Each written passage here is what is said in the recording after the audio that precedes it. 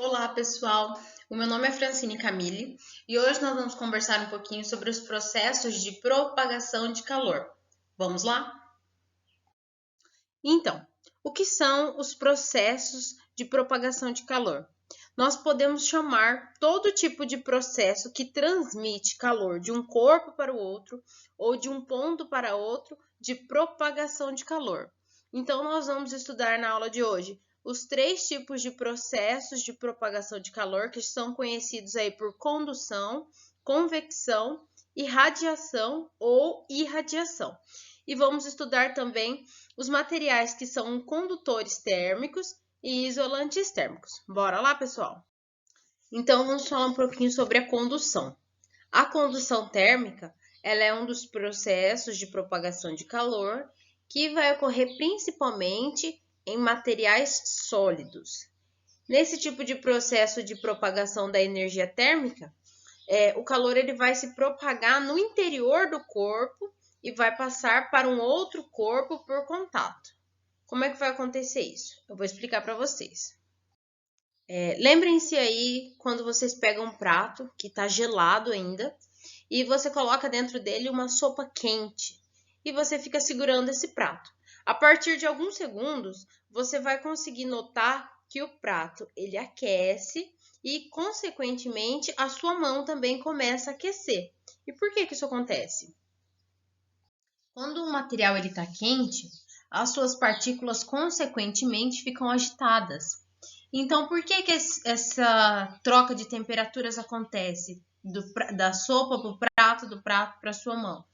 Isso acontece porque quando a sopa aqui, no caso do nosso exemplo, é um material que estava quente, ele tinha aí essas partículas em um constante movimento, uma constante agitação, elas transmitem por contato essa agitação de uma molécula para outra. Ou seja, essas partículas que inicialmente estavam agitadas na sopa vão se movimentar, fazendo com que as partículas que estão ao seu redor também comecem a se movimentar.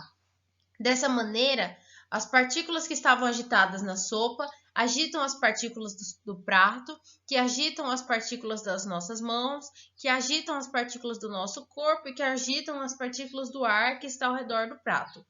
Nesse exemplo abaixo, a gente consegue observar mais ou menos isso.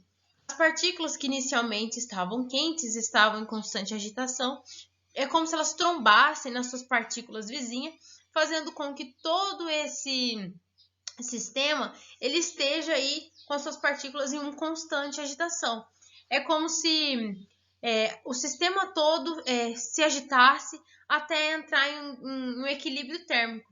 As partículas quentes da sopa agitam as partículas do prato, que agitam as partículas das suas mãos, que agitam as partículas do seu corpo e que também, as partículas do prato, no caso, né, também vão agitar aí as partículas do ar que estão tendo contato com esse prato. Ou seja, esse tipo de processo de transmissão de calor, que é chamado de condução, é o processo onde a partícula que está agitada em um corpo agita as partículas do outro corpo por estar em contato com ele. Esse processo, então, é chamado de condução por conta disso. Ela conduz essa agitação de partículas de uma partícula para outra, até que todos os corpos ou objetos que estão envolvidos no sistema estejam, então, agitados junto, fazendo com que todo mundo entre em um equilíbrio térmico, ou seja, esteja aproximadamente na mesma temperatura. Agora a gente vai falar um pouquinho sobre a convecção. A convecção ela é um processo de propagação de calor que geralmente vai ocorrer aí entre materiais que estão no estado líquido e que estão no estado gasoso. Nesse tipo de propagação de calor, a energia térmica, no caso o calor, ela vai se propagar devido ao movimento das massas de partícula. Ou seja, uma massa que está com as partículas agitadas, ou seja, está quente, se movimenta devido à sua densidade, enquanto isso, uma massa que está com as partículas menos agitadas, ou seja, está mais fria, ela entra substituindo o lugar dessa massa quente e nesse movimento as duas massas elas acabam aí recebendo calor e perdendo calor. Então vamos ver como que isso acontece? Então, agora para a gente entender a convecção, eu quero que vocês imaginem aí na casa de vocês que vocês pegaram uma chaleira e colocaram água dentro dessa chaleira e levaram essa chaleira para o fogo. No mesmo momento, a gente já começa a perceber que a água que está mais próxima do fogo, ou seja, que está no fundo da chaleira, ela começa a esquentar primeiro, não é mesmo? Então, depois de alguns segundos que essa chaleira está lá aquecendo no fogo e a gente começou a perceber que algumas bolinhas estão surgindo lá no fundinho da chaleira, significa que aquela água que está lá no fundo está aquecendo primeiro, certo?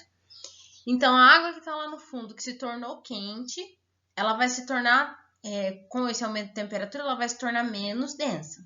O que vai fazer com que ela suba. E a água que estava mais distante do fogo, ou seja, que estava lá em cima, dentro da chaleira, ela ocupe esse lugar que a água quente deixou e fique agora próximo do fogo. E nesse momento, essa água que estava antes na porção de cima da chaleira e acabou descendo por conta da densidade da água que esquentou, ela vai começar a aquecer também e se tornar também menos densa. E nisso vai virar então um ciclo ali dentro da chaleira, um ciclo de movimentos. E por que isso está ocorrendo aí dentro da sua chaleira? Então, isso está ocorrendo porque o aquecimento do líquido que está mais próximo do fogo, ou seja, da porção de líquido que está mais próxima do fogo, ocasiona aí o aumento da temperatura e a dilatação das partículas desse material.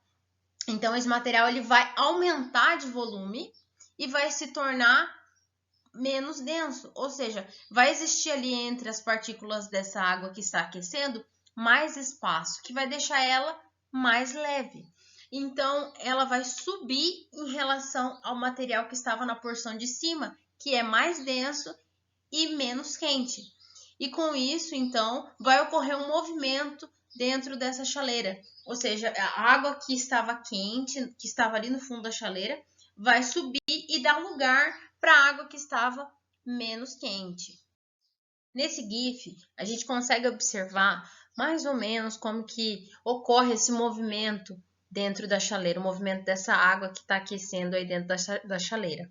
Então, a gente pode observar que a camada superior, que é a camada que está mais fria, por ela ser mais densa, ela desce em relação à água que está menos densa, que sobe por conta da dilatação e da temperatura aumentada. Então, ocorre aí esse movimento, digamos que circular.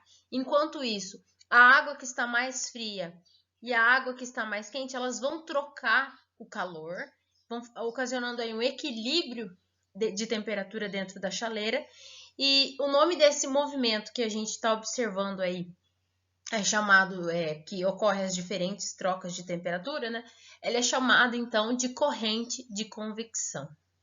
Agora nós vamos falar um pouquinho sobre a radiação e irradiação. Primeiro eu gostaria de dizer para vocês que ele recebe esse nome duplo, né, de radiação ou irradiação, porque radiação é quando o corpo ele está emitindo o calor e irradiação é quando o corpo ele está recebendo esse calor, certo?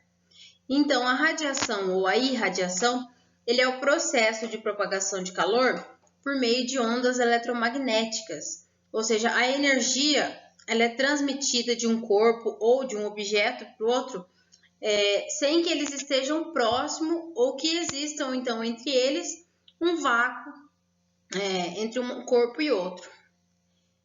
É certo nós dizermos, então, que todos os corpos, eles produzem ou transmitem algum tipo de calor em forma de radiação, e quanto maior essa temperatura que ele tem em seu corpo, maior vai ser a intensidade de radiação que esse corpo ele vai emitir. Então, o melhor exemplo que nós temos, então, de irradiação ou radiação é o Sol.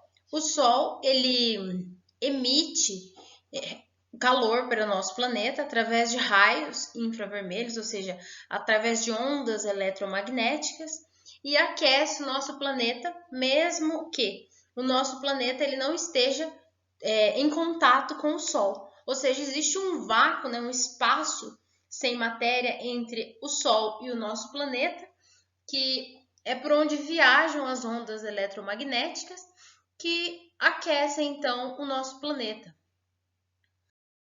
Então, agora que nós já conhecemos um pouquinho sobre como ocorrem os processos de propagação de calor, nós vamos falar um pouquinho sobre os materiais que podem ser então condutores e isolantes térmicos. Isso vai variar muito da capacidade que esse material ele tem de conduzir ou não a propagação de calor. Então, nós vamos começar falando um pouquinho sobre condutores térmicos. Os condutores térmicos, como o nome já diz, eles conduzem bem o calor de um ponto para o outro. Eles geralmente, quando ao toque, a gente percebe que eles são frios, porque eles se adaptam rápido à troca ou à transferência de energia entre as nossas mãos e o material. Então, eles vão produzir essa sensação de frio quando nós tocarmos. Geralmente, os metais, como prata, ouro, ferro, inox, entre vários outros, eles são bons condutores térmicos, ou seja, eles têm aí uma capacidade muito grande de conduzir o calor. Os isolantes térmicos, por sua vez, eles funcionam de uma maneira contrária aos condutores térmicos. Por que, professora, que eles funcionam de uma maneira contrária? Porque esses materiais são materiais que não conduzem bem o calor. Eles geralmente são materiais porosos ou fibrosos e que possuem ar em seu interior. Um exemplo de isolante térmico seriam as roupas de lã, os cobertores, porque eles dificultam a transmissão do seu calor corporal com o ambiente, ou seja, eles não vão permitir que o seu corpo troque temperatura ou troque calor com o ambiente, ou seja, ela vai conservar a sua energia térmica ou a energia térmica do seu corpo próximo à sua pele, porque ele não conduz o calor para fora dessa roupa ou desse cobertor. Então, dentro da linguagem científica, não é correto nós dizermos que a roupa de lã ela esquenta ou que o cobertor esquenta, porque ela apenas dificulta a sua troca de temperatura ou troca de calor com o ambiente que está frio. Agora, eu trouxe para vocês alguns exemplos de objetos que foram então criados pelos seres humanos após os seres humanos terem o conhecimento desses processos de propagação de calor que estão aí no nosso cotidiano a fim de facilitar a nossa vida de alguma maneira. E o primeiro exemplo que eu trouxe para vocês foi o exemplo da garrafa térmica, que tem então a função aí de conservar a temperatura do conteúdo que vocês colocarem dentro da garrafa, seja ela água quente ou água gelada, leite, café quente. Então, são vários conteúdos que vocês podem utilizar dentro dessa garrafa, que ela vai ter a mesma função de impedir as trocas de temperatura e conservar a temperatura do conteúdo dentro da garrafa. Então, internamente, a garrafa térmica ela é revestida por um vidro espelhado em duas camadas. Uma camada interna que vai refletir o calor do conteúdo dentro da garrafa de volta para o conteúdo da garrafa, ou seja, radiação. O vidro ele é um mau condutor, o que vai reduzir então a transmissão pela agitação das partículas do material que consiste a garrafa. A segunda camada de vidro, então, ela reveste a primeira camada externamente. Então, existe entre a primeira camada e a segunda camada um vácuo, que é onde existe uma ausência de ar ou um ar rarefeito, e que também tem o objetivo de evitar a transmissão de calor para o ambiente externo por condução. A superfície externa da garrafa, ela possibilita que uma tampa que é feita com material isolante térmico, ele encaixe perfeitamente no recipiente de vidro, fazendo com que o conteúdo lá dentro da garrafa ele seja isolado do nosso ambiente externo, a fim de evitar a propagação do calor por convecção. Agora eu vou passar para vocês um videozinho explicativo de como que funciona então uma garrafa térmica. A garrafa térmica ou vaso de Deer tem por objetivo minimizar as trocas de calor entre o meio interno, a garrafa, e o meio externo. Então imagine que coloquei um líquido aquecido, por exemplo, café, dentro da garrafa térmica. Ao observarmos a parte interna da garrafa, veremos que ela constitui-se de paredes duplas de vidro espelhado. Entre as paredes se faz vácuo. O vácuo evita que haja condução de calor da parede interna para a parede externa.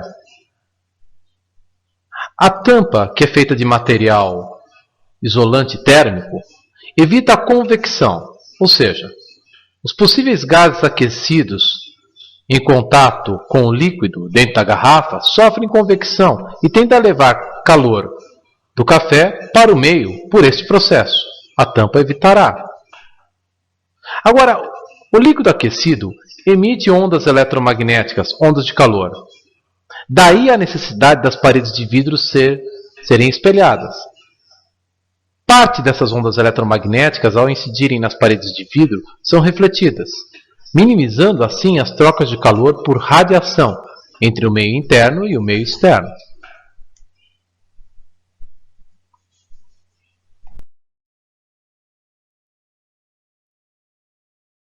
Agora eu trouxe para vocês um exemplo que, ao contrário da garrafa térmica, ele tem a função de facilitar os processos de troca de calor.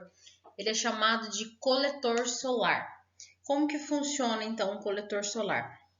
Para o funcionamento do coletor solar, eles precisam então dos 3 processos de transferência de energia: condução, convecção e irradiação. O coletor solar nada mais é do que uma placa metálica de cor escura com vidro que tem a função então de absorver essa energia. Nesse exemplo que eu trouxe na foto para vocês, ele tem também acoplado nele um reservatório de água. Então o coletor vai ter a função de aquecer a água desse reservatório através das formas de propagação de calor. Eu trouxe um videozinho para vocês entenderem como que funciona então esse coletor. Quando os raios do sol atravessam o vidro da tampa do coletor, eles esquentam as aletas. As aletas são feitas de alumínio ou cobre e pintadas com uma tinta especial e escura, que ajuda na absorção da radiação solar. O calor passa das aletas para os tubos, ou seja, a serpentina. Daí a água que está dentro da serpentina esquenta e vai direto para o reservatório. Bom, pessoal, agora que nós já conhecemos um pouco sobre os processos de propagação de calor, eu vou estar disponibilizando 2 atividades para vocês. A primeira atividade que eu vou disponibilizar para vocês é um questionário que vai estar disponível pelo Google Forms. Então, vocês vão copiar o link que está disponível na descrição do vídeo e acessar esse link. E lá vão conter 3 questões e em cada uma delas vocês vão ter que desenvolver um pequeno texto sobre os conceitos e os termos que nós vimos durante a nossa aula. Quando vocês finalizarem as 3 questões, vocês deverão clicar no botão no canto direito da tela, que está escrito enviar. Então, pessoal, a segunda atividade que eu vou disponibilizar para vocês, ela é mais divertida, porque ela é um joguinho e também é disponibilizada via link na descrição do vídeo. Então, vocês deverão acessar esse link e logo que aparecer a primeira tela, colocar o nome de vocês certinho. Por favor, colocar sempre o primeiro e segundo nome para facilitar a vida do professor. E então, quando vocês acessarem o jogo, do lado esquerdo da tela vão haver termos e do lado direito haverão conceitos. Então, vocês deverão pegar um termo que está contido na coluna do lado esquerdo e arrastar até o seu conceito, aquele que você julga ser o conceito correto para aquela palavra. Quando vocês completarem toda a coluna, ou seja, ter encontrado um termo para cada resposta, vocês vão clicar em enviar resposta e o próprio jogo ele vai indicar quais respostas vocês acertaram e quais respostas vocês erraram. É só isso que eu tinha para passar para vocês hoje. Eu espero que vocês tenham gostado da aula. Qualquer dúvida, entrem em contato comigo e até mais, pessoal!